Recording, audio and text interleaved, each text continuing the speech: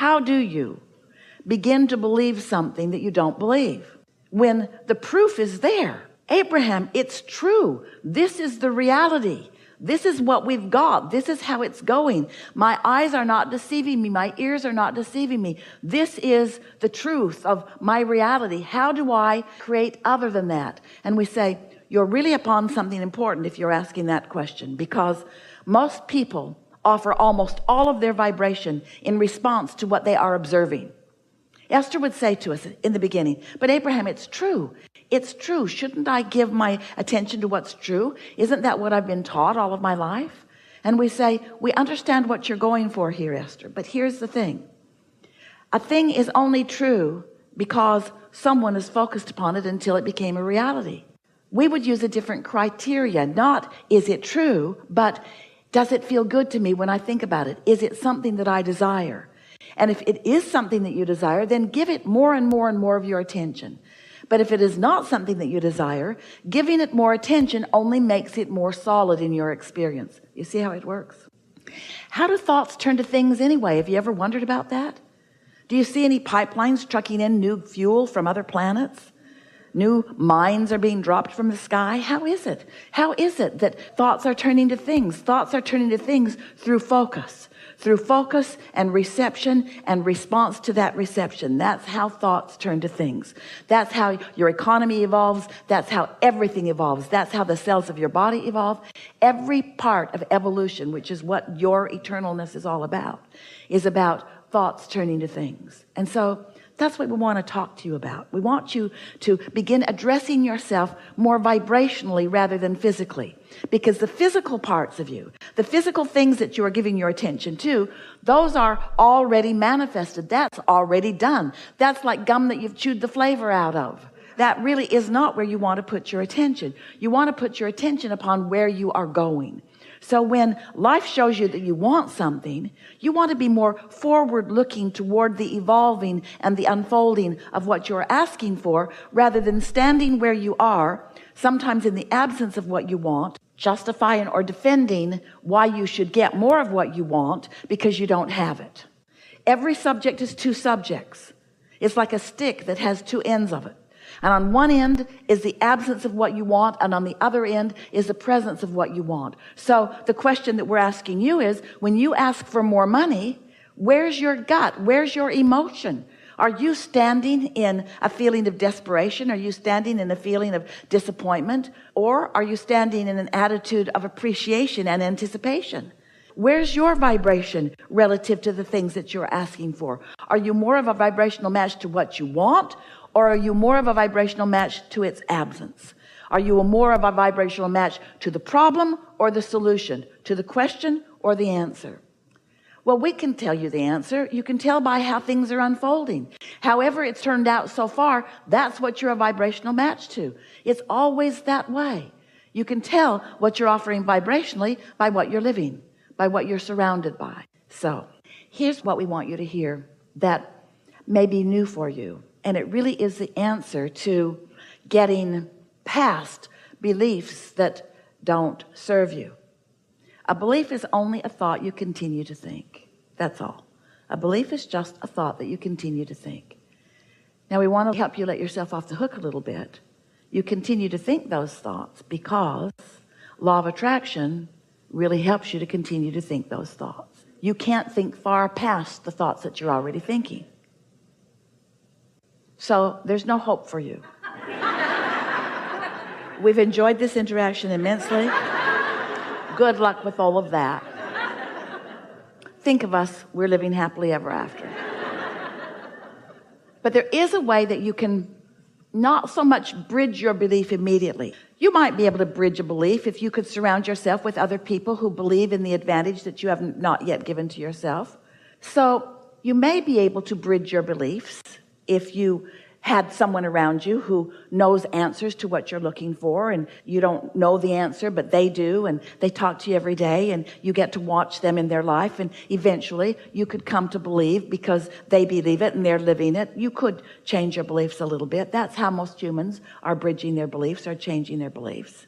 But there's a much easier way. So we have some questions for you before we give you this important thing. the answer to all your hopes and dreams. Do you accept that you are more than this physical personality that you know as you? Yes. So if this inner being exists, and we promise you your inner being does exist, and since your inner being does exist and your inner being is standing in complete knowing of what you're asking for, in other words, knowing, seeing the vibrational version of it, and knowing that this vibrational version, just like a seed in the ground, can grow to the full manifestation that you're looking at, the seed to the abundance you're looking for, the seed to the physical wellness, the seed to the relationships that you want, the seeds to all things that you have been asking for. Since your inner being is there with those seeds, do you believe that your inner being is there with the beginning of what you're asking for? And do you understand that now you've got to do something about letting this vibrational version be realized by you? Your inner being doesn't have the right or the wherewithal to assert anything into your experience. You got to sync up with it. So you have to become a believer of the vibrational reality before the vibrational reality can come into your experience.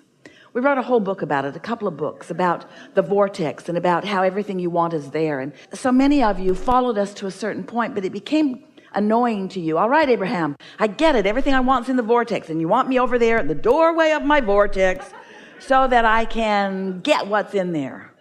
But just tell me one thing, Abraham, how do I get the money out of the vortex and into the bank? Enough of this vibrational version already. I'm sort of sick of hearing about the vibrational version. I live in the real world. I want it to come out into the real world where it can be part of my manifestation. And we say, it is already a manifestation, but feel the difference between a manifestation. A manifestation is whatever you're living and feeling in any moment, and every moment is a manifestation. But feel the difference between manifestation and your realization of it. Esther's pen was in her purse. It was there. But her realization of it wasn't. So it might as well have not been there because she didn't have hold of it. You see what we're getting at? And so much of what you want is just like that pen in Esther's purse. You're walking around with it all day, every day. It's just a reaching in and pulling out. That's all that's required. But because you believe it isn't there, you don't do that. So do you believe that there is a vibrational version of what you want that has progressed in varying degrees, some of it ripe and ready for you to experience? So if the answer to that is yes, then you really are ready for what we are encouraging in a very powerful way these days. You're ready to deliberately put yourself into the receiving mode where you can receive the impulses about it. And this is different than bridging beliefs, because bridging beliefs takes time. Bridging beliefs means you have to take hold of a belief that you've got that is in defiance of something that you want and make it no longer in defiance of something that you want. Have you ever talked to anyone? You believe one thing and they believe another thing, and you're talking to each other and you both wish to convince the other. And after an hour or 2 or 3 or 4 or 5 or 6 or 10 or 20 or years of interacting with them about that, they just stand strong in what they believe, and you just stand strong in what you believe, and no headway is made in convincing the other. You know about that? You've got that exact thing going on inside of you, where I want this, but I want this, but you've got beliefs that keep your desires from being realized by you, and it's unnecessary. So what do you do about it? Do you want to argue with yourself for hours or weeks or months or years? Or would you like a suggestion for a much simpler route? Yes. We thought you'd say that. When you quiet your mind, you stop all thought. And when you stop all thought, all beliefs, ooh, you're really going to like this. So we're going to start in a different place because we really want you to hear this. Imagine a cork floating on the water. And let's just say that this up here on this surface is alignment with your source, pure positive energy. Now you can hold that cork under the water, and let's call that negative emotion. Let's call that beliefs that don't serve you. But when you let go of it, it's going to bob right back up there to the surface. So when you meditate and you quiet your mind, you bob back up to the surface. And when you bob back up to the surface, when your vibration rises because you're not holding it down with things that your inner being knows are not true. When hatred and fear are disengaged, and in their absence, you just move right back up into the natural love and pure positive energy that is you. That's what we call the receiving mode, which means now you are at the doorway of your vortex. Now, in that absence of contradictory beliefs, the beliefs of your inner being are dominant. In fact, they are only. When you meditate and quiet your mind and allow your vibration to rise, now you are only the frequency of your inner being. Now think about what we've been talking about already here today. So here's your inner being and this vibration, and here's you and this vibration, and everything you feel is about the mix of that. If you are in tune with your inner being, you feel wonderful. If you're not, you feel less wonderful to varying degrees, all the way over to awful. But when you meditate and quiet that part of your vibration, and your vibration rises, now you are at the doorway of your vortex. Now you are in the receiving mode. Now what your inner being knows about everything, and what your inner being knows mostly about is you, now it is your knowledge too. And so now ideas begin to flow to you through your path of least resistance.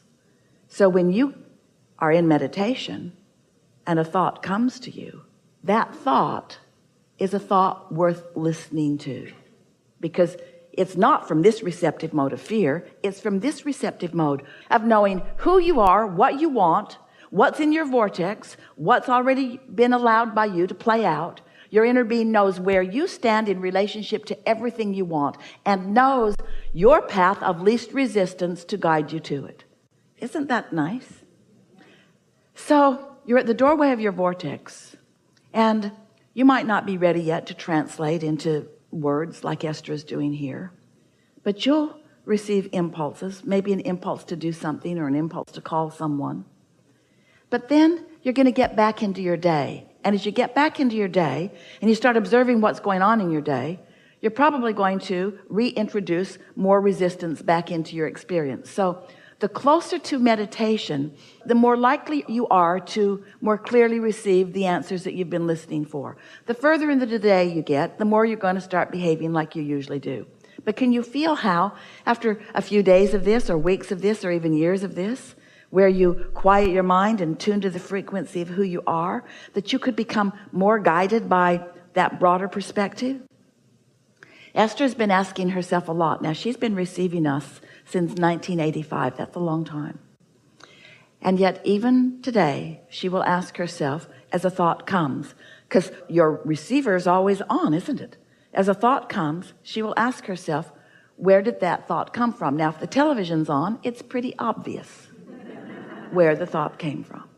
But when she's just taking her walk, or when she's in the shower, or when she's moving about in her day, and thoughts come as they do all day, she's been stopping and saying, where's that thought coming from? What receiving mode am I in? What train of thought led to that? Was I in the receiving mode of worrying about things, or was I in the receiving mode of appreciating things?